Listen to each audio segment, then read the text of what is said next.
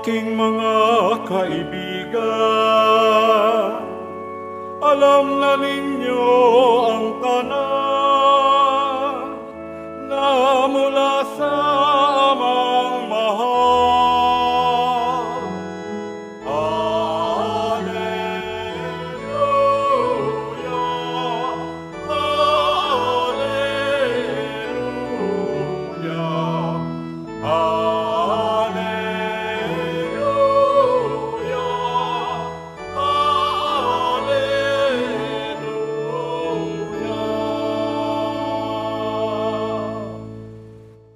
Sumainyo ang Panginoon. At sumayo rin. Ang mabuting balita ng Panginoon ayon kay San Juan. Papuri sa iyo, Panginoon. Noong panahong iyon, sinabi ni Jesus sa kanyang mga alagad, "Ito ang aking utos, mag-ibigan kayo gaya ng pag-ibig ko sa inyo. Walang pag-ibig na hihigit pa sa pag-ibig ng isang taong nag-aalay ng kanyang buhay para sa kanyang mga kaibigan. Kayo'y mga kaibigan ko kung tinutupad ninyo ang mga utos ko. Hindi ko na kayo inaaring alipin, sapagkat hindi alam ng alipin ang ginagawa ng kanyang Panginoon. Sa halip, inaari ko kayong mga kaibigan, sapagkat sinabi ko sa inyo ang lahat ng narinig ko sa aking Ama. Hindi kayo ang pumili sa akin. Ako ang pumili at humirang sa inyo upang kayo'y humayo at mamunga at manatili ang inyong bunga. Sa gayon, ang anumang hingi ninyo sa Ama sa aking pangalan ay pagkakaloob sa inyo. Ito ang iniutos ko sa inyo. Mag-ibigan kayo." Mga kapatid, ang mabuting balita ng Panginoon. Pinupuri ka namin, Panginoong Hesukristo. Magsiupo po tayo. Magandang umaga po sa inyong lahat. At welcome po sa Minor Basilica and National Shrine of Jesus Nazareno. Ngayon ay Friday and Friday is Quiapo Day. Araw ng ating pamumintuho, araw ng ating panalangin, araw ng ating debosyon, araw ng ating mahal na poong Jesus Nazareno. Kaya ibalik natin sa Kanya lahat ng papuri at pasasalamat. Isa sa mga gasgas na gasgas at sobrang pamilyar na sa atin na topic ay ang tungkol sa pag-ibig. At ngayon sa ating ebanghelyo, muli tayong binabalik sa napaka-basic na bagay na ito, ang pagmamahal. At sa ating ebanghelyo, narinig natin yung bagong utos ng ating Panginoon. Mag-ibigan kayo gaya ng pag-ibig ko sa inyo. Bakit bago? Bago dahil dati sinasabi, ibigin mo ang iyong sarili o ibigin mo ang iyong kapwa gaya ng iyong sarili. Ibigin mo ang iyong kapwa gaya ng iyong sarili. Pero ngayon, bago dahil ang sinasabi ng ating Panginoon, hindi na gaya ng sarili, pero mag-ibigan kayo gaya ng pag-ibig ko sa inyo. Ibig sabihin, yung basis na ngayon, yung basihan na ngayon ng pagmamahal ay hindi kung papaano natin iniibig yung ating sarili, pero kung papaano tayo inibig ng ating Panginoong Hesukristo. Pero bakit nga ba binago pa? Hindi ba sapat na ibigin natin yung ating kapwa, gaya ng pag-ibig natin sa sarili natin? Bakit kailangang gawin nating basihan yung pagmamahal ng Diyos sa ating pagmamahal sa ating kapwa? Dahil syempre, yung pagmamahal natin, hindi naman magiging ganap, hindi magiging perpekto. Ang perpektong pagmamahal ay ang pagmamahal ng ating Panginoong Hesukristo.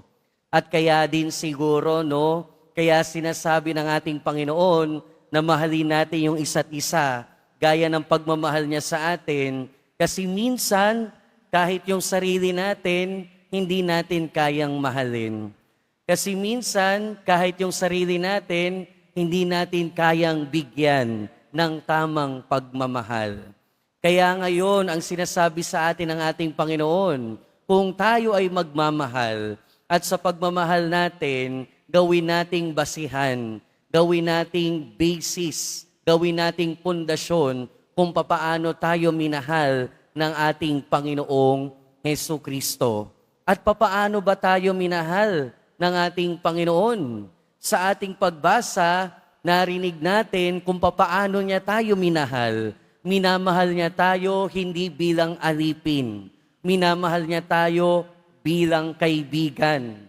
At papaano tayo tinuturing ng ating Panginoon bilang kaibigan? Sinabi niya, walang pag-ibig na hihigit pa sa pag-ibig ng isang taong nag-aalay ng kanyang buhay para sa kanyang mga kaibigan. At ganito tayo minahal ng ating Panginoon. Inialay niya ang kanyang sarili. Inialay ng poong Jesus Nazareno ang kanyang sariling buhay para sa atin. Ganyan magmahal ang ating Panginoon. At ganyan yung klase ng pag-ibig na gusto niyang ipadama natin sa ating kapwa. At ano bang ibig sabihin kasi ng pag-ibig in the first place? Ano bang ibig sabihin ng pagmamahal? Sabi ni St. Thomas Aquinas, to love is to will the good of the other for the sake of the other. Ang magmahal ay ang naisin ang ikabubuti ng minamahal para sa minamahal.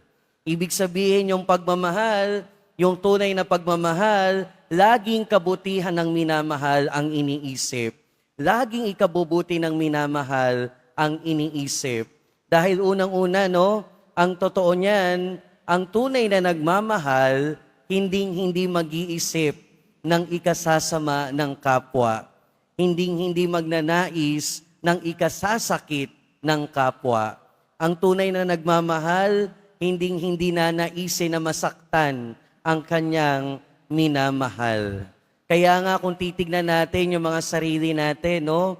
Kung titignan natin, kung susuriin natin kung paano tayo magmahal, talaga bang tunay na pagmamahal? Talaga bang tunay na ikabubuti ng ating kapwa yung ating ginagawa? Kasi minsan, ang tunay na ikabubuti ng ating kapwa, hindi kung ano yung ikasasaya niya, hindi kung ano yung ikasasarap ng buhay niya. Minsan ang pagmamahal na ikabubuti, minsan yun yung masakit. Minsan yun yung mahirap tanggapin. Minsan yun yung mahirap gawin. Kaya nga, 'di ba? Kung yung ibinibigay natin sa ating minamahal, kung ano na ikasasaya niya, kahit kasasama, hindi yun yung tunay na pagmamahal. Tolerance ang tawag doon. Pero yung tunay na pagmamahal, kahit masakit, kahit mahirap gawin, yun yung ibinibigay natin. Dahil ganun tayo minahal ng ating Panginoon.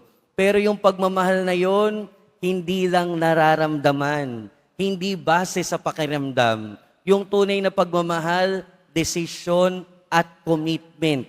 Desisyon at commitment na araw-araw pilihing mahalin ang ating kapwa kahit mahirap silang mahalin.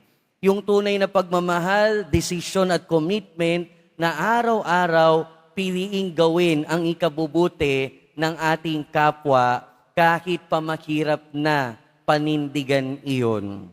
Kaya nga sa ating ebanghelyo, binibigyan tayo ng paraan ng ating Panginoon kung paano tayo magmahal sa ating kapwa.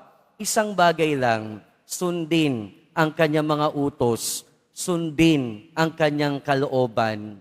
At sa ganong paraan, minamahal natin, matututo tayong mahalin, hindi lang yung ating sarili, kundi lalong-lalo ang ating kapwa. sa paraan na kung papaano tayo minahal ng ating Panginoon, ng ating Poong Jesus Nazareno.